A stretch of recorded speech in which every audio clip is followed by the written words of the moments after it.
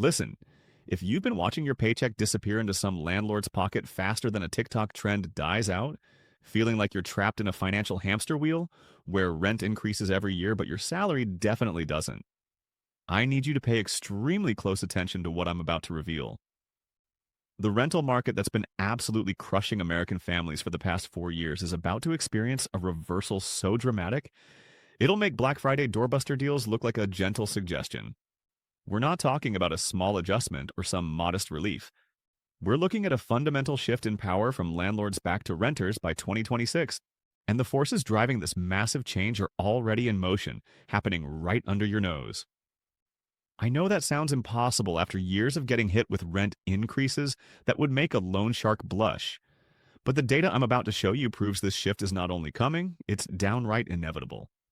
If you want to position yourself to take advantage of this seismic change in the housing market, make sure you tap that like button and subscribe right now. Because what I'm about to expose could save you thousands of dollars and completely transform your living situation. Make sure to watch until the very end, because there are several key factors driving this change, and some you may not expect at all. This video might be the most important housing content you've watched in months. Now let's dive into why renters will finally win in 2026. Also, this isn't just my opinion. I've included all credible sources in the description of this video that took me weeks to research. Here's what's really happening behind the scenes. According to the latest construction data, we just witnessed the completion of over 533,000 new apartment units in 2024. That's not just a big number, that's the second highest completion rate we've seen in decades. But here's where it gets absolutely wild. These aren't just scattered developments here and there. We're talking about a concentrated flood of inventory that's about to hit specific markets like a supply tsunami. Think about that for a second.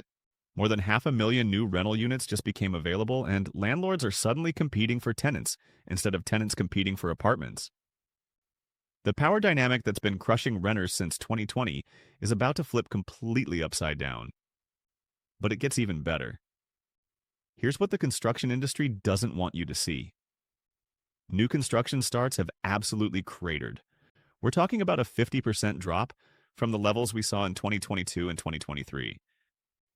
What does this mean for you? It means developers can't keep building at these rates. The pipeline is drying up, but not before this massive wave of completed units floods the market first. The National Association of Home Builders is projecting construction starts to fall another 11% in 2025. Meanwhile, all those apartments that broke ground 2 years ago when money was cheap and everyone thought the rental boom would last forever are now coming online right as demand is shifting. It's like ordering a massive pizza when you're starving, but by the time it arrives, you've already eaten dinner. Corporate landlords and big investment firms are starting to panic, and you can see it in their earnings calls if you know how to read between the lines. These are the same companies that drove up rents by ridiculous amounts since 2020, and now they're quietly admitting that significant headwinds are coming. When corporate executives start using terms like headwinds and market challenges, what they really mean is we're about to lose a lot of money. But here's the beautiful irony. All those rent increases that made your life miserable, all those corporate landlords who treated tenants like ATM machines, they've created their own problem. They pushed rents so high that millions of potential renters got priced out of the market entirely. Young adults had to move back with parents. Families doubled up in smaller spaces. People left expensive cities completely. Now those same landlords are sitting on expensive properties with fewer qualified renters who can actually afford the inflated prices. It's like pricing your lemonade stand at $50 a cup and then wondering why nobody's buying. The math just doesn't work anymore. Let me break down what's happening in specific markets because this isn't affecting everywhere equally. Austin, Texas is ground zero for this rental revolution. They've got over 24,000 new apartments hitting the market in 2025. That's creating an excess of more than 16,000 units beyond what they actually need, based on job growth and population trends.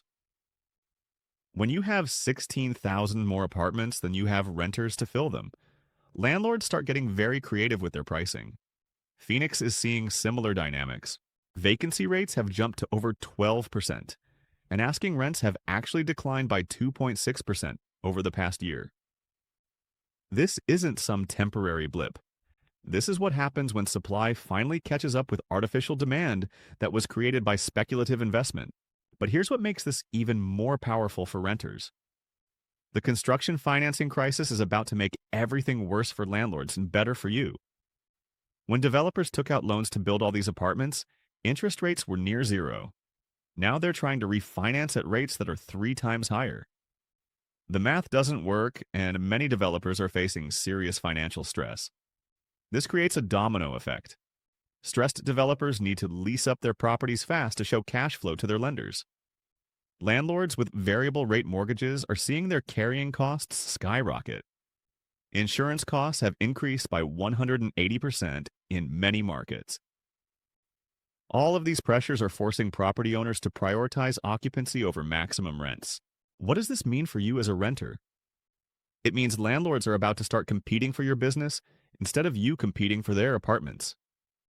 We're already seeing the early signs: free months of rent, waived deposits, included utilities, even cash bonuses for signing leases. This is just the beginning. The demographic trends make this even more favorable for renters. The average renter is now 42 years old compared to 36 just 2 decades ago. Homeownership has become so expensive that millions of people who would traditionally buy homes are staying in the rental market longer. But here's the catch. Those older renters are more financially stable and have higher standards. They're not willing to pay premium prices for substandard apartments. Meanwhile, the foreign investment money that helped drive up rental property prices is disappearing. Chinese investment in U.S. rental properties has dropped by 94% from its peak. Canadian pension funds are pulling out entirely. When that international money exits, it creates a liquidity crisis that forces prices down rapidly. The insurance crisis nobody talks about is accelerating this trend. Property insurance costs have exploded, and some major insurers have stopped writing new policies in certain markets entirely. Small landlords are getting crushed between rising insurance costs and their inability to raise rents enough to cover the increases. Here's where the rental market gets absolutely fascinating for anyone paying attention. The government response to this crisis is already being planned behind closed doors, but it's not what you think. Federal housing assistance programs that helped prop up the rental market during the pandemic are set to expire right as this supply surge hits its peak. That's like removing the life support just as the patient flatlines. State governments are scrambling to prepare emergency legislation, but here's the thing. Any bailout for landlords would be political suicide after years of rent gouging that destroyed family budgets. Politicians know which way the wind is blowing, and spoiler alert, it's not toward helping corporate property owners who've been squeezing working families. The commercial real estate financing time bomb is about to detonate in spectacular fashion. We're looking at $1.5 trillion in commercial loans that need refinancing between now and 2026. These properties were financed when money was practically free at 3 to 4% interest rates. Now they're staring at refinancing costs of 7 to 8% or higher. When you double someone's debt service overnight, things get ugly fast. Banks are already tightening lending standards for commercial real estate because they can see what's coming. When landlords can't refinance their properties, they're forced to sell into an already flooded market. More inventory, more desperate sellers, lower prices for everyone. It's basic supply and demand, but on steroids. Let me paint you a picture of what this looks like in real time. Property management companies that used to ignore maintenance requests for months are suddenly responding within hours. Landlords who wouldn't return phone calls are now sending gift baskets at lease renewal time. The same apartments that had waiting lists 2 years ago are now offering tours with coffee and pastries. But the psychological shift is even more important than the financial one. For years, renters have been conditioned to accept whatever landlords demanded. Application fees, administrative fees, pet fees, breathing fees, probably. Now landlords are eating those costs themselves just to get bodies and units. The power dynamic has completely reversed.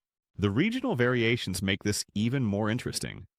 While Sunbelt cities like Austin and Phoenix are seeing massive oversupply, Midwest and Northeast markets that were more conservative in their building are maintaining stronger fundamentals.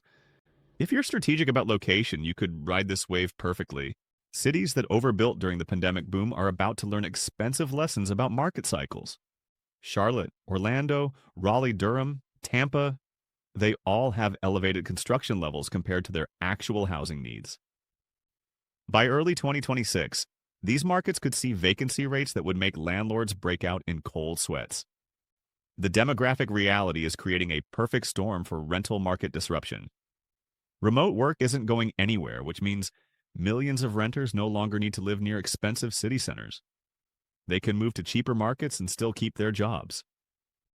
This geographic arbitrage is bleeding tenants out of high-cost areas faster than landlords can adjust their expectations. Meanwhile, the home buying market remains completely locked up for most Americans. Monthly mortgage payments on median-priced homes now require an annual income of over $126,000. Only about 6 million out of nearly 46 million renters can even qualify for that. This means the rental market is about to get flooded with people who want to buy but simply can't afford it. Here's what makes this situation absolutely unprecedented.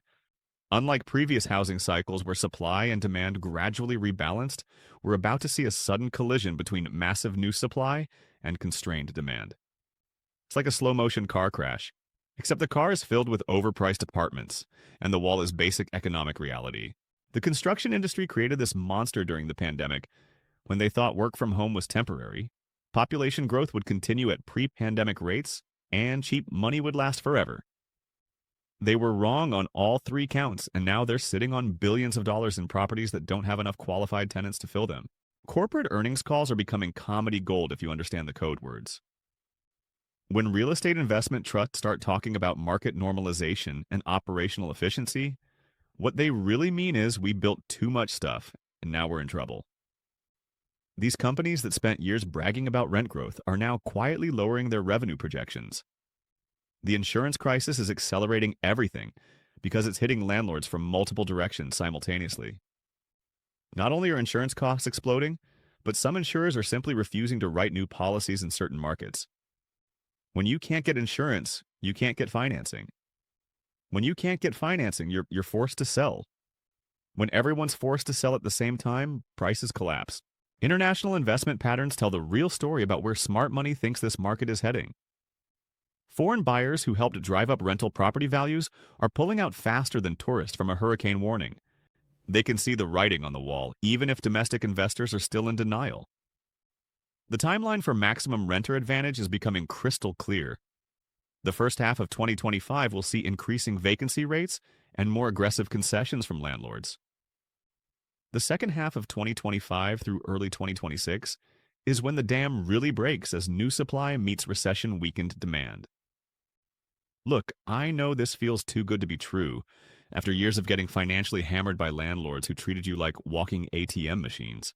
You've been conditioned to expect disappointment, to think the rental market will always favor property owners over regular people trying to afford a decent place to live.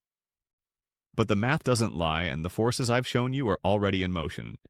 The massive supply surge, construction financing crisis, insurance costs exploding, foreign investment fleeing, and demographic shifts creating a perfect storm for renters to finally catch a break. This isn't wishful thinking or some housing guru promising miracle solutions. This is basic supply and demand economics playing out in real time. Here's your action plan.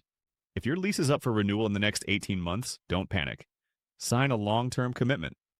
Stay flexible because negotiating power is shifting in your direction fast. Start researching markets with the biggest oversupply because that's where you'll see the most dramatic rent relief. Save aggressively now because when this supply tsunami hits, having cash gives you enormous leverage to lock in amazing deals.